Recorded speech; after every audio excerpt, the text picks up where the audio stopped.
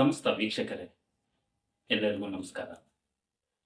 ಭಾರತೀಯ Janata party BJP 1980ನೇ ಇಸ್ವಿಯಲ್ಲಿ April 6ರಂದು ಸ್ಥಾಪನೆಗೊಂಡಿತು.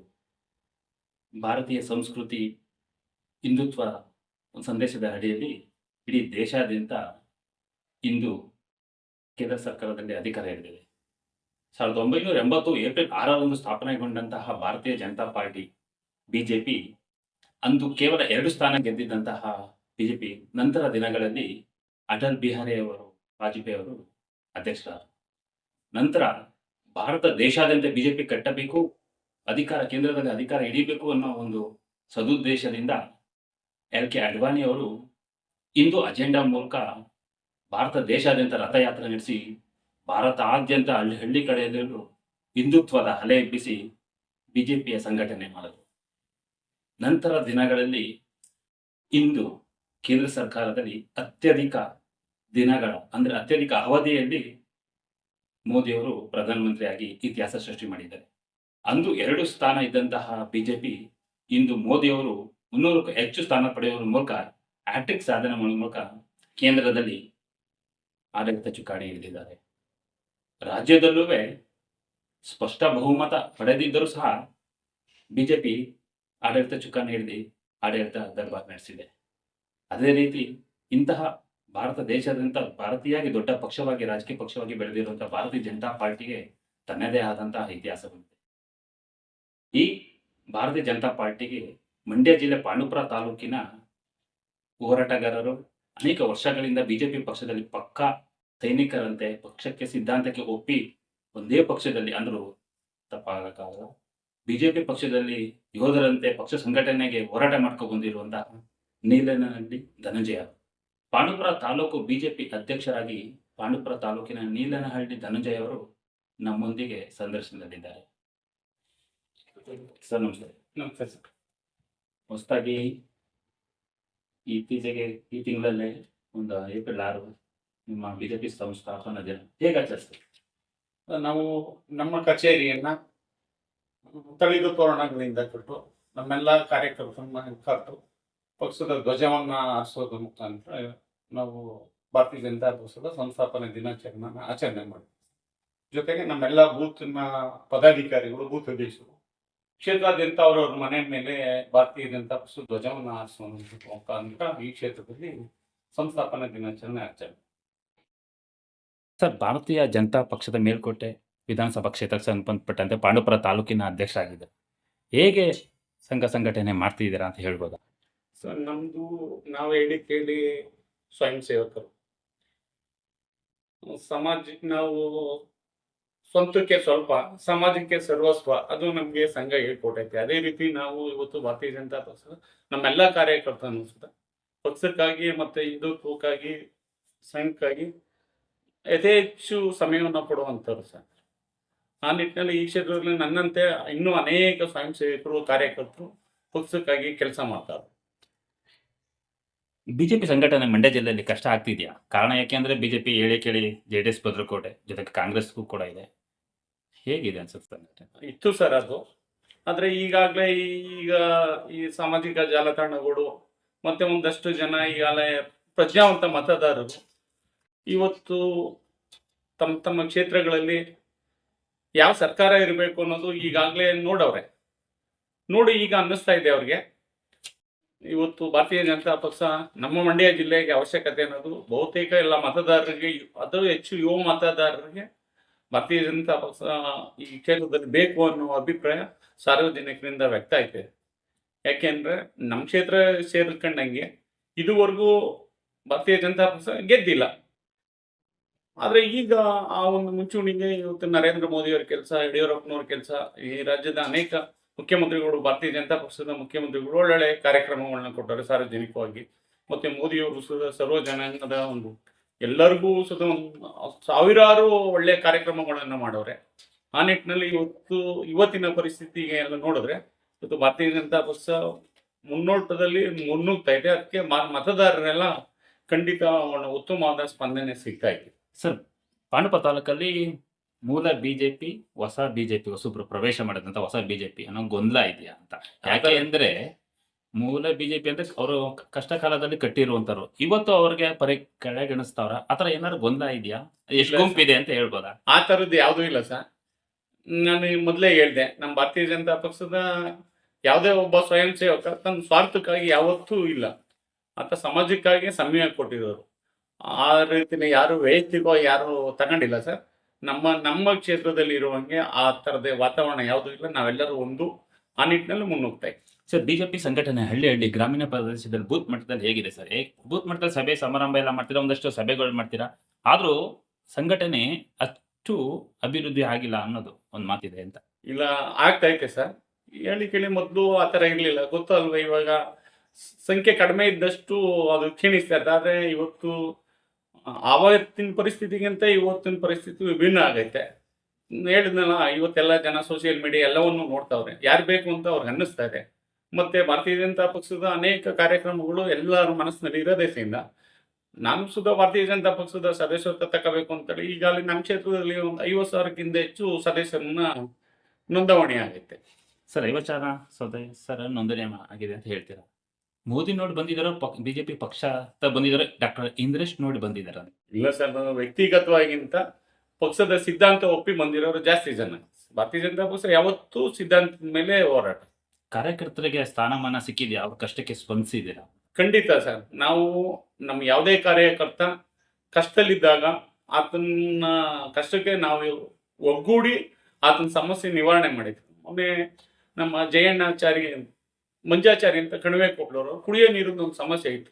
ನಾವು ಆ ಪಂಚಾಯತಿ ಹತ್ರ ಹೋಗಿ ಹಗಲು ರಾತ್ರಿ ಧರಣಿ ಮಾಡ್ತೀವಿ. ಆ ಥರದ್ದೆಲ್ಲ ಹೇಳಿ ಆ ಒಂದು ಸಮಸ್ಯೆ ಬಗೆಹರಿಸ್ತೀವಿ. ಇವತ್ತು ಆ ಒಂದು ಕುಟುಂಬಗಳಿಗೆ ಭಾರತೀಯ ಜನತಾ ಪಕ್ಷ ಹೋರಾಟಕ್ಕೆ ಇಟ್ಕೊಂಡ್ರೆ ಯಶಸ್ವಿ ಆಯ್ತಿದೆ ಅನ್ನೋದು ಸಾಮಾನ್ಯ. ಎಲ್ಲ ಹೋರಾಟನೂ ಅಷ್ಟೇ, ನಾವು ಒಗ್ಗಟ್ಟಲ್ಲಿ ನಾವು ಯಾವುದೇ ಜನಸಾಮಾನ್ಯರಿಗೆ ನಾವು ಸ್ಪಂದಿಸಿದಾಗ ಅದು ನಮ್ಮ ಕಾರ್ಯಕರ್ತರಲ್ಲಿ ಜನ ಇರಲಿ, ನಾವು ಅವ್ರಿಗೆ ಸ್ಪಂದಿಸ್ತಾ ಇದ್ದೀವಿ. ಆ ಹೋರಾಟಕ್ಕೆ ಜಯ ಸಿಗ್ತೈತೆ. ಹಂಗೆ ಭಾರತೀಯ ಜನತಾ ಪಕ್ಷ ಹೋರಾಟಕ್ಕೆ ಹೋಯ್ತಿದೆ ಅಂದರೆ ಅದು ನಿರ್ದಿಷ್ಟವಾಗಿ ಒಂದು ಒಳ್ಳೆ ಉದ್ದೇಶ ಇಟ್ಕೊಂಡು ಹೋರಾಡ್ತಾರೆ, ಅವರು ಯಶಸ್ವಿ ಆಯ್ತಾರೆ ಅಂತ ಇಡೀ ಕ್ಷೇತ್ರದ ಜನಗಳಿಗೂ ಸುತ್ತ ಅದು ಬಂದೈತೆ. ಮಂಡ್ಯ ಜಿಲ್ಲಾ ಬಿಜೆಪಿ ಅಧ್ಯಕ್ಷರು ಡಾಕ್ಟರ್ ಇಂದ್ರೇಶ್ ಅವರು ಇದೇ ತಾಲೂಕವರು. ಪಾಂಡವಪುರ ತಾಲೂಕು ಬಿಜೆಪಿ ಅಧ್ಯಕ್ಷರು ನೀಲಹಳ್ಳಿ ಧನಂಜಯ ಅವರು ಇದೇ ತಾಲೂಕವರು.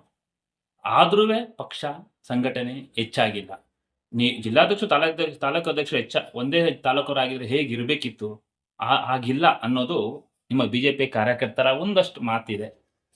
ಸಮಾಜ ಅಂದ್ರೆ ಒಂದ್ ಬೆರಳು, ಒಂದ್ ಕೈ ಅಂತ 5 ಬೆರಳು ಇರ್ತವೆ. ಇದು ಸಮ ಇರಲ್ಲ ಸರ್.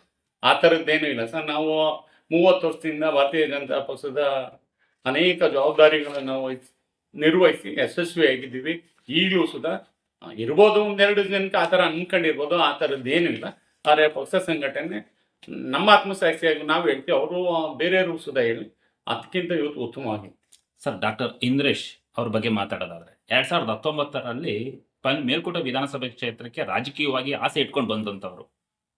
ಪರಿವರ್ತನಾ ಟ್ರಸ್ಟ್ ಮೂಲಕ ಸ್ಥಾಪನೆ ಮಾಡೋದಂತೆ ಸಮಾಜ ಸೇವೆ ಮಾಡೋ ಮೂಲಕ ಆರೋಗ್ಯ ಶಿಬಿರ, ಉದ್ಯೋಗ ಮೇಳ, ಒಂದಷ್ಟು ಶಸ್ತ್ರಚಿಕಿತ್ಸೆಗಳು, ಬಡವರಿಗೆ ಸ್ಪಂದಿಸುವಂಥದ್ದು, ಒಂದಷ್ಟು ಆ ಥರ ಸಮಾಜ ಸೇವೆ ಮಾಡೋ ಮೂಲಕ ಆರ್ಥಿಕವಾಗಿ 10-15 ಕೋಟಿ ಖರ್ಚು ಮಾಡಿದಂತಹ ಒಂದು ಮಹಾನ್ ವ್ಯಕ್ತಿ.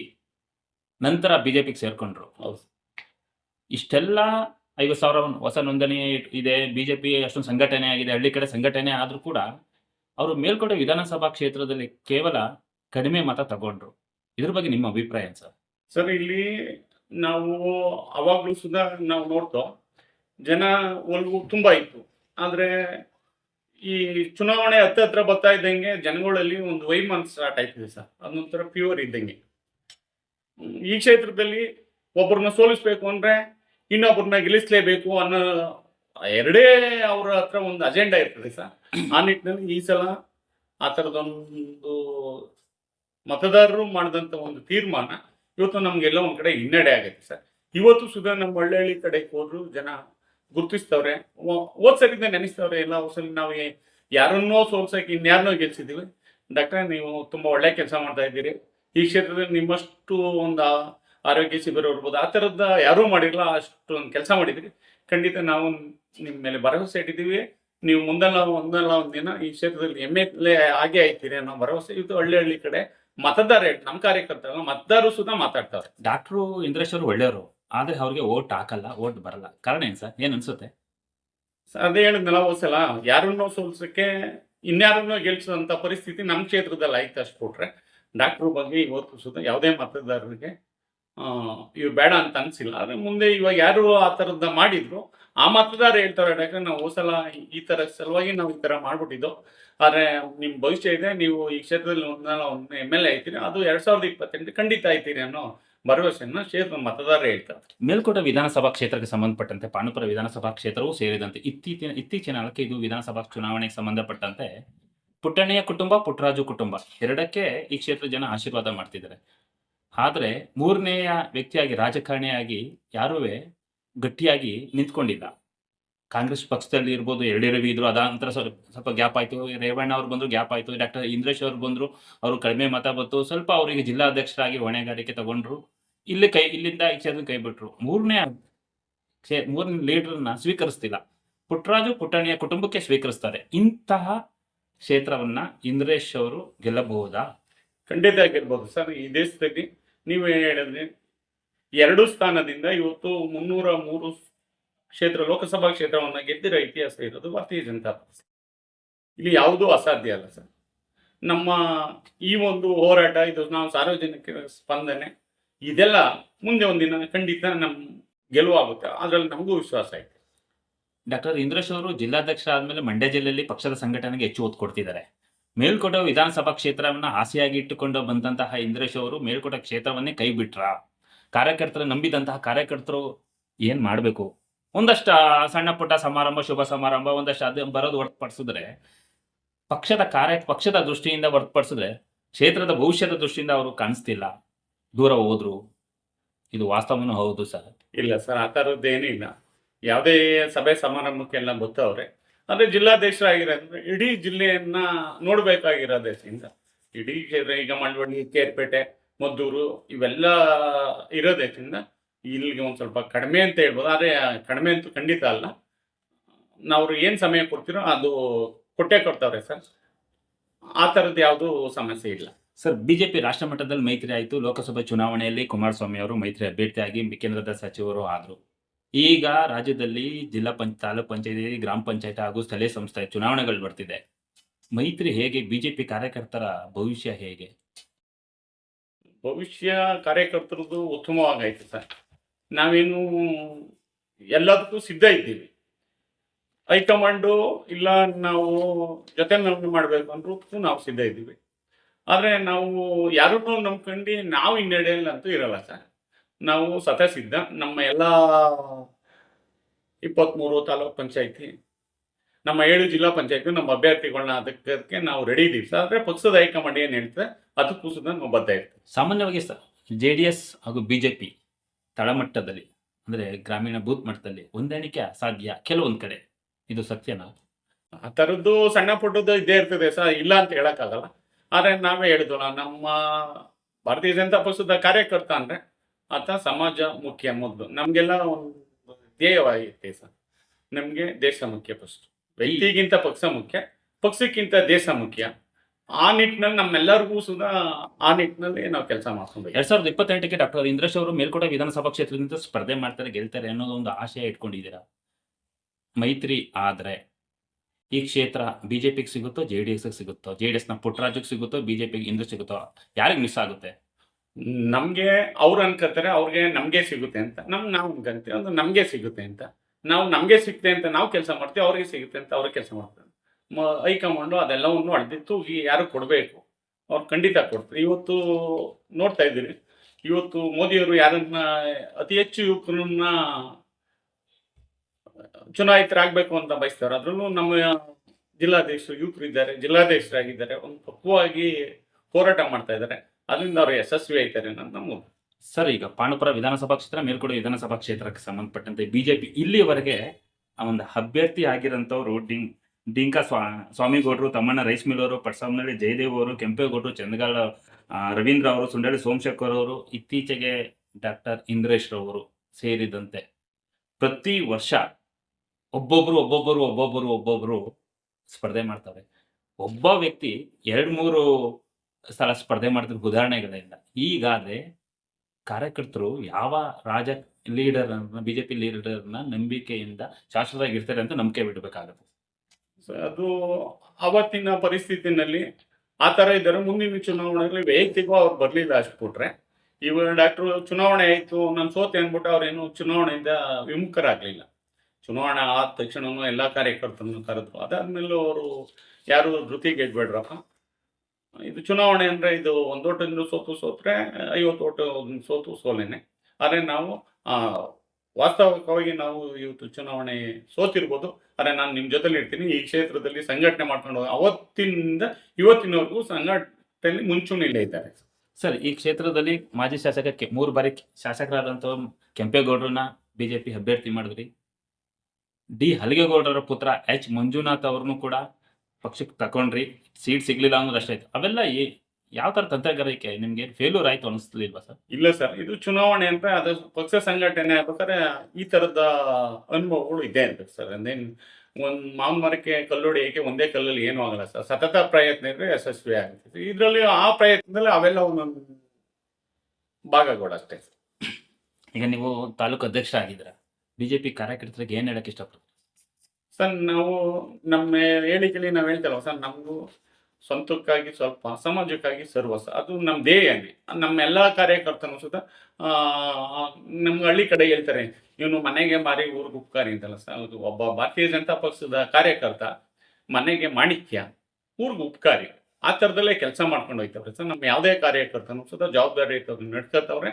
ಯಾರು BJPನ ನಾನು ಇಷ್ಟಪಡ್ತೀನಿ, ಈ ದೇಶನ ಇಷ್ಟಪಡ್ತೀನಿ, ಮೋದಿಯವರು ಇಷ್ಟಪಡ್ತೀನಿ, ನಮ್ಮ ಭಾರತೀಯ ಜನತಾ ಪಕ್ಷ ಈ ರಾಜ್ಯದ ಸರ್ಕಾರದಲ್ಲಿ ಬರಬೇಕು, ಕೇಂದ್ರ ಸರ್ಕಾರದಲ್ಲಿ ಇನ್ನೂ ಅದು ಉಳಿಬೇಕು, ಆ ಥರ ನಮ್ಮೆಲ್ಲ ಯಾರಿಗೆ ಅವರ ಆತ್ಮಸಾಕ್ಷಿಯಾಗೈತೆ ಅವರೆಲ್ಲ ಭಾರತೀಯ ಜನತಾ ಪಕ್ಷ ಪರ ತುಂಬ ಯಾವುದೇ ರೀತಿ ವೈಮನಸ್ಸಿಂದ ಕೆಲಸ ಮಾಡ್ತಾರೆ. ಸರ್, ನೀವೀಗ ಅನೇಕ ವರ್ಷಗಳಿಂದ ಹೋರಾಟ ಮಾಡ್ಕೊಂಡು ಬಿಜೆಪಿಯಲ್ಲಿ ಪಕ್ಷ ಸಿದ್ಧಾಂತ ನಿಂತ್ಕೊಂಡು ಒಂದಷ್ಟು ಪ್ರಾಮಾಣಿಕವಾಗಿ ಪಕ್ಷದಲ್ಲಿ ಇದ್ದೀರಾ.